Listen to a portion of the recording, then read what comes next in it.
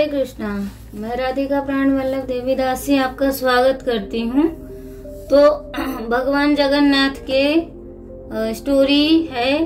तो भगवान जगन्नाथ फेस्टिवल आ चुके हैं, तो अब हम उनकी जितनी लीलाएं सुनेंगे उतना ही हमें आनंद आएगा। तो हम चलते हैं अगली स्टोरी की ओर। स्टोरी का नाम है भगवान का कि भगवान श्री नील माधव को ढूंढने का प्रयास। तो हम अब इसमें देखेंगे कि राजा किस प्रकार भगवान नील माधव को ढूंढने का प्रयास करते हैं और उनको मिलते हैं या नहीं मिलते हैं। ये सारे आपके मन में प्रश्न चल रहे होंगे, पर इन प्रश्नों के उत्तर आपको तब मिलेंगे जब आप इस वीडियो को पूरा देखेंगे और अच्छे से समझेंगे। हरे कृष्णा। श्री जगन्नाथ बलदेव सुभद्रा महारानी की जय। जगत गुरु श्रील प्रभुपाद की जय। गुरु महाराज की जय। राजा इंद्रद्युम्न ने अपने पुरोहित के विद्वान पुत्र विद्यापति तथा अपने अन्य कर्मचारियों सेनापतियों को बुलाकर उन्हें विभिन्न दिशाओं में जाकर श्री विग्रह को ढूंढने का आदेश देते हुए कहा, तुम में से कुछ व्यक्ति पूर्व दिशा में जाएं, कुछ पश्चिम दिशा में, कुछ दक्षिण दिशा में जाओ। सर्वत्र श्री नील माधव को ढूंढने का प्रयास करें। तुम लोगों को यदि श्री विग्रह के विषय में पता चल जाए तो बहुत ही अच्छा है, अन्यथा जैसे भी क्यों ना हो 3 मास तक सभी लौट आना। जो भी व्यक्ति नील माधव के विग्रह के विषय में मुझे सूचित करेगा वह अपार धन संपत्ति और उच्च पद का अधिकारी होगा। राजा इंद्रद्युम्न के इस प्रकार वचन सुनने के उपरांत सभी कर्मचारियों ने उत्साहित होकर विभिन्न दिशाओं में प्रस्थान किया। सुकुमार, सुंदर और सभी सद्गुणों से युक्त विद्यापति ने पूर्व दिशा की ओर प्रस्थान किया। इधर 3 महीने के बाद विद्यापति अतिरिक्त सभी राजा, कर्मचारी और सेनापति असफल होकर लौट आए। राजा को बहुत चिंता सताने लगी। एक तो भगवान श्री नील माधव का कोई संवाद नहीं था, दूसरा विद्यापति के विषय में भी कोई संवाद नहीं था। वे कहाँ हैं, इस विषय में बताने वाले को भी कोई नहीं था। उधर विद्यापति हिंद महासागर के समीप भारतवर्ष के पूर्वी तट पर नील माधव के श्री विग्रह को ढूंढने का भरसक प्रयास करते हुए निरंतर भ्रमण कर रहे थे। एक दिन महासागर के तट पर उन्होंने एक अत्यंत सुंदर गांव देखा और वहां एक हरा भरा पर्वत था। वृक्ष, पुष्पों और फलों से लदे हुए थे तथा उस गांव के सभी निवासी अत्यंत सभ्य थे। क्योंकि संध्या हो चली थी, इसीलिए विद्यापति उसी गांव में विश्राम करने का निश्चय करा। वहां के निवासियों से पूछा, मैं आज रात यहाँ विश्राम करना चाहता हूँ, क्या मुझे यहाँ रहने के लिए कोई उपयुक्त स्थान मिल सकता है? ग्रामवासियों ने उत्तर दिया, इस गांव के प्रधान विश्वास वसु हैं। वे सब्बर जाति के होने पर भी बड़े धार्मिक प्रवृत्ति के विद्वान, विनम्र और उदार चरित्र के व्यक्ति हैं। इस गांव में जो भी कोई यात्री या अतिथि आते हैं वे सब उनके घर पर ही ठहरते हैं, अतः आप निसंकोच वहीं चले जाइए। जब विद्यापति ने विश्वास वसु के घर पहुंचकर दरवाजा खटखटाया, तब विश्वास वसु की 16 वर्षीय सुंदर पुत्री ललिता ने दरवाजा खोलकर कहा, इस समय मेरे पिताजी बाहर गए हैं, परंतु लौटते ही वे आपके ठहरने की सारी व्यवस्था कर देंगे। कृपया आप घर के बाहर प्रतीक्षा करें। कुछ समय बाद विश्वास वसु घर लौटे। उनके देह से बहुत सुमधुर सुगंध आ रही थी। उनके ललाट पर सुगंधित तिलक था। अतिथि को घर के बाहर प्रतीक्षा करते देखकर वे लज्जित होकर बोले, ओ देर से आने के लिए क्षमा करें, कृपया आप भीतर आइए। विश्वास वसु और उनकी पुत्री अतिथि को घर के भीतर ले गए। विद्यापति का मनोहर रूप और सौम्य स्वभाव देखकर विश्वास वसु बड़े प्रसन्न हुए और उन्होंने विद्यापति को कहा, यदि आप चाहें तो यहाँ कुछ दिन रह सकते हैं। फिर उन्होंने अपनी पुत्री ललिता से कहा, इस ब्राह्मण का आदर सत्कार करो तथा इनकी खाने पीने और अन्य आवश्यकताओं का ध्यान रखो। इन्हें यहाँ किसी वस्तु का अभाव नहीं होना चाहिए। विद्यापति ने वहां भोजन के उपरांत विश्राम किया। विद्यापति जब विश्वावसु की प्रतीक्षा करते हुए उनके घर के बाहर बैठे थे, तभी उन्हें उस घर में से एक मनमोहक सुगंध आ रही थी। अतः विशेषता विश्वावसु के घर लौटने पर वह सुगंध और भी अधिक बढ़ जाती थी। इस पर विद्यापति मन ही मन विचार करने लगे, यह मनमोहक सुगंध कहाँ से आ रही है? मैंने अपने संपूर्ण जीवन में ऐसी मधुर सुगंध का कभी भी अनुभव नहीं किया।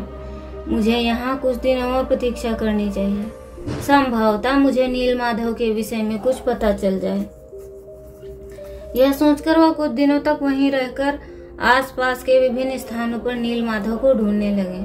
कुछ दिन विद्यापति निरंतर सेवा करते करते ललिता के उनके प्रति प्रीति हो गई। विद्यापति की भी उससे घनिष्ठता बढ़ने लगी। धीरे धीरे उन दोनों की घनिष्ठता प्रेम में परिणित हो गई। ललिता के प्रति अत्यंत प्रेम होने के कारण विवाहित होने पर भी विद्यापति ने विश्वावसु से ललिता के साथ विवाह की अनुमति मांगी। विश्वावसु इस विवाह के लिए सहमत हो गए और उन्होंने उसी गांव में उन दोनों का विवाह कर दिया। विश्वावसु प्रतिदिन बाहर जाते, संध्या काल में लौटने पर वे सब प्रसन्नचित होते थे और उनके देह से एक अद्भुत सुगंध आती थी। एक दिन विद्यापति ने एकांत में ललिता से कहा, हे प्रिय, अब तुम मेरी पत्नी हो और मुझे तुम पर पूर्ण विश्वास है कि क्या तुम मुझे बता सकती हो कि तुम्हारे पिताजी प्रतिदिन पूजा करने कहाँ जाते हैं और वह विचित्र सुगंध कहाँ से आती? ललिता ने उत्तर दिया, मैं नहीं बता सकती। मेरे पिताजी की आज्ञा है कि यह रहस्य किसी को भी ना बताऊं, यह अत्यंत गोपनीय है। विद्यापति ने कहा, क्या तुम मुझे भी नहीं बता सकती? तुम मेरी अर्धांगिनी हो, मुझसे अभिन्न हो, मैं तुम्हारा पति हूँ, इस कारण हमारे बीच कोई गोपनीय रहस्य नहीं होने चाहिए। ललिता ने कहा, आप मुझे वचन दीजिए कि इस रहस्य को किसी के सामने प्रकट नहीं करेंगे। विद्यापति ने उत्तर दिया, पत्नी को इस प्रकार पति पर संदेह नहीं करना चाहिए। मैं जानता हूँ कि तुम एक पतिव्रता स्त्री हो, अतएव यह बात तुम्हें मुझे अवश्य बतलानी चाहिए। यह कहकर विद्यापति मौन हो गए। जब ललिता बोली, अच्छा मैं आपको बतला रही हूँ, मेरे पिता भगवान एक श्री मूर्ति का अर्चन पूजन करने जाते हैं। विद्यापति ने पूछा, कौन सी मूर्ति? ललिता ने कहा, मैंने अपने पिताजी को इस रहस्य को प्रकट न करने का वचन दिया था, परंतु आप मेरे पति हैं इसलिए मैं आपको बतला रही हूँ। वे श्री नीलमाधव की पूजा करने जाते हैं। यह सुनकर विद्यापति अत्यंत प्रसन्न हो गए और वे सोचने लगे, अंततः इतने समय के बाद मुझे नीलमाधव का मधुराति मधुर नाम तो सुनने का मिला। नीलमाधव अवश्य ही कहीं आसपास ही होंगे। विद्यापति अब ललिता के प्रति अत्यधिक प्रेम प्रदर्शन करने लगे और उनके अत्यंत प्रेम पूर्वक व्यवहार को देखकर ललिता अंत में उन्हें नीलमाधव के विषय में अनेक बातें बतलाई। विद्यापति उनसे नम्रता पूर्वक कहे, प्रियतमे, तुम अपने पिताजी से निवेदन करो कि एक दिन वे मुझे भी अपने साथ ले जाएं। ललिता बोली, मैं अवश्य आपकी सहायता करूंगी। संध्या के समय पूजा करके घर लौटे विश्वावसु के द्वारा प्रसाद ग्रहण करने के उपरांत ललिता ने उनके समीप गई और वह अत्यंत स्नेह और प्रीति के साथ बोली, पूज्य पिताजी, मैं आपसे कुछ मांगना चाहती हूँ। विश्वावसु ने पूछा, पुत्री तुम्हें क्या चाहिए? ललिता ने कहा, मैं आपसे कुछ विशेष वस्तु मांगना चाहती हूँ। मैं जानती हूँ कि उसे देने में आपको कुछ संकोच होगा, परंतु आपको वह वस्तु मुझे देनी ही होगी। विश्वावसु ने कहा, कहो पुत्री, क्या चाहती हो? ललिता ने कहा, हे पिताजी, मेरे पति में नीलमाधव के दर्शन की बड़ी उत्कंठा है। मैं चाहती हूँ कि आप उन्हें अपने साथ ले जाएं। यह सुनकर विश्वावसु बड़े गंभीर हो गए। वे विचार करने लगे कि विद्यापति को साथ ले जाना उचित होगा अथवा नहीं। वे जानते थे कि यदि कोई अनाधिकारी व्यक्ति नीलमाधव के दर्शन ले पहुंच जाएगा तो प्रभु अप्रकट हो जाएंगे। अतः किसी अन्य व्यक्ति को साथ ले जाने पर नीलमाधव के अप्रकट होने का भय विश्वास वसु को सताने लगा। जब ललिता ने देखा कि पिताजी इस बात के लिए सहमत नहीं दिखाई दिए तो उन्होंने कहा, यदि आप मेरे पति को नीलमाधव के दर्शन के लिए अपने साथ नहीं ले जाएंगे तो मैं अभी विष खाकर प्राण त्याग दूंगी। इस बात के लिए आपकी असहमति का अर्थ यही है कि आप मुझे प्यार नहीं करते। यह कहकर वह विषपान करने को उद्यत हो गई। यही स्त्रियों का सबसे शक्तिशाली अस्त्र है कि मैं प्राण त्याग दूंगी, मैं विष खा लूंगी, मैं आत्महत्या कर लूंगी। उनके ऐसा कहने पर पिता या पति क्या उत्तर दें? तो यहाँ शास्त्रों में भी ये लिखा है कि स्त्रियों का सबसे शक्तिशाली अस्त्र क्या है कि मैं मर जाऊंगी, मैं आत्महत्या कर लूंगी, मैं विष खा लूंगी, मैं विष खा लूंगी, प्राण त्याग दूंगी। और ऐसे फिर क्या करना पड़ता है पिता और भाई पति को।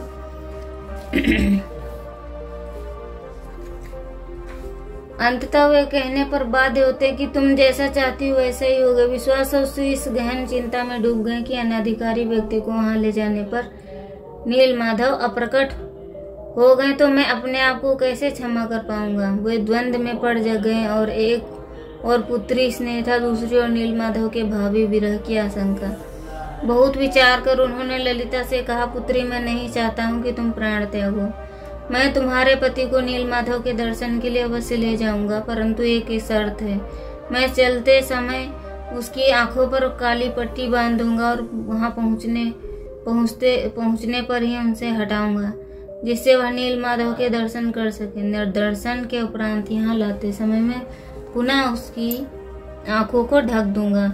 इससे वह नीलमाधव के दर्शन तो कर सकेगा, परंतु यह नहीं जान पाएगा कि वह वास स्थान कहाँ है। ललिता ने विद्यापति के पास जाकर कहा, पिताजी आपको अपने साथ ले जाने के लिए सहमत हो गए, किंतु उन्होंने एक शर्त रखी कि आपकी आंखों नीलमाधव के दर्शन के लिए ले जाते समय आपकी आंखों पर काली पट्टी बांध देंगे, ताकि आप नीलमाधव के वास स्थान का पता न चल सके। परंतु मुझे लगता है कि इसमें चिंता की कोई बात नहीं है, क्योंकि आपको तो भगवान नीलमाधव के दर्शन से मतलब है, मार्ग से नहीं। ललिता की बात सुनकर विद्यापति की प्रसन्नता का ठिकाना न रहा। वह आंखों पर पट्टी बंधवाने के लिए तैयार हो गए, किंतु रात्रि में उन्होंने ललिता से कहा, प्रिय क्या कोई ऐसी योजना बनाई जा सकती है जिससे मैं पुनः कभी अपने आप से भी जाकर नीलमाधव के दर्शन कर सकूं?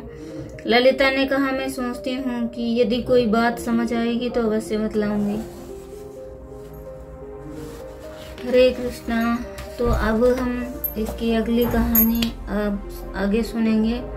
उसमें आपको और आनंद आएगा कि अब विद्यापति को दर्शन होते हैं कि नहीं होते हैं। बने रहिए मेरे YouTube चैनल में।